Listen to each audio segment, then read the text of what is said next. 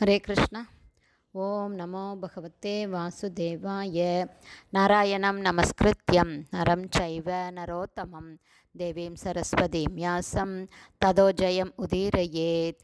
நஷ்டப்பிராயேஷு அபத்ரேஷு நித்யம் பாகவத சேவையாம் பகவதி உத்தமஸ்லோகே பக்திர்பவதி நைஷ்டகி. முகம் கரோதி வாச்சாலம் பங்கும் லங்காய தே கிரிம்.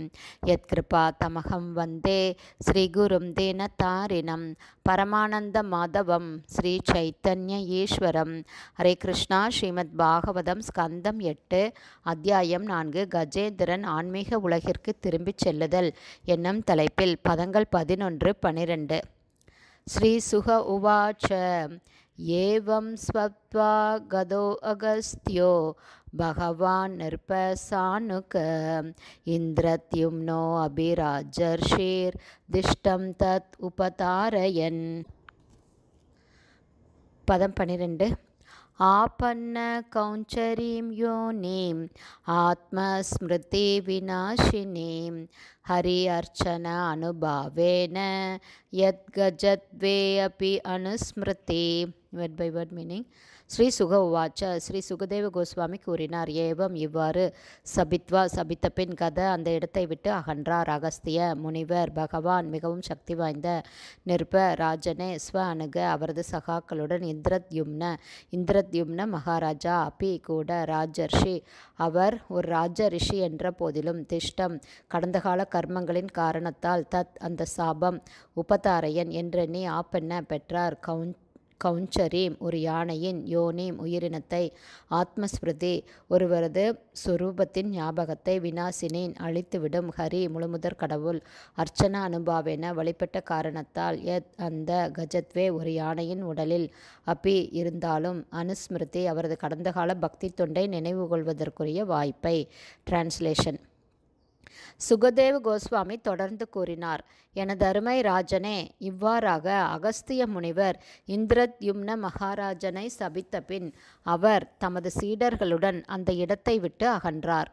ராஜன் ஒரு பக்தராக இருந்ததனால் அகஸ்திய முனிவரின் சாபத்தை அவர் மனப்பூர்வமாக வரவேற்றார்.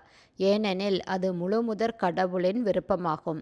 ஆகவே அவரது அடுத்த பிறவியில் யானையின் ஒரு உடலை அவர் பெற்றாலும் பக்தி தொண்டின் காரணத்தால் பகவானை வழிபடும் முறையையும் அவரை பிரார்த்திக்கும் முறையையும் அவர் நினைவில் வைத்திருந்தார்.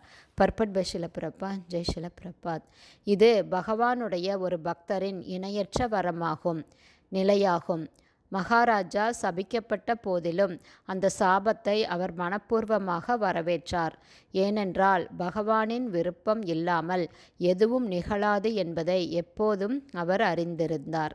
அரசன் மீது குற்றம் இல்லை என்றாலும் அகஸ்திய முனிவர் அவரை சபித்துவிட்டார். அது தமது கடந்த கால வினைப்பயனால் ஏற்பட்டது என்றே இந்திரத்யும்னர் மகாராஜா கருதினார். தத்தே அனுகம்பாம் சூஷமிக்ஷமான என்று பாகவதம் 10வது ஸ்கந்தம் 14ஆம் அத்தியாயம் 8வது பதம் கூறுகிறது. பக்தர் ஒருவரின் சிந்தனை எத்தகையது என்பதற்கு இது ஒரு அனுபவபூர்வமான உதாரணமாகும். வாழ்வில் ஏற்படும் எந்த துரதிர்ஷ்டங்களையும் பகவானின் ஆசீர்வாதங்களாகவே அவர் கருதுகிறார்.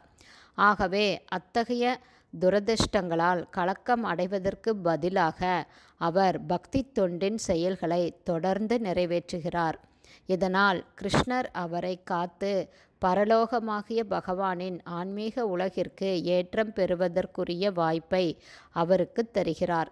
பக்தர் ஒருவர் தமது கடந்த கால வினை பயன்களை அனுபவிக்க வேண்டி இருக்குமானால் அந்த வினை பயன்களின் ஒரு சிறு பாகத்தை மட்டும் அவர் அனுபவிக்கும்படி பரமபுருஷ பகவான் ஏற்பாடு செய்கிறார். மேலும் வெகு விரைவாக அவர் ஜட கலங்கத்தின் எல்லா பிரதிபலன்களில் இருந்தும் விடுவிக்கப்படுகிறார். ஆகவே ஒருவர் பக்தி தொண்டை பின்பற்ற வேண்டும். இதனால் அவர் விரைவில் ஆன்மீக உலகிற்கு உயர்த்தப்படுவதை பகவானே கவனித்துக் கொள்வார்.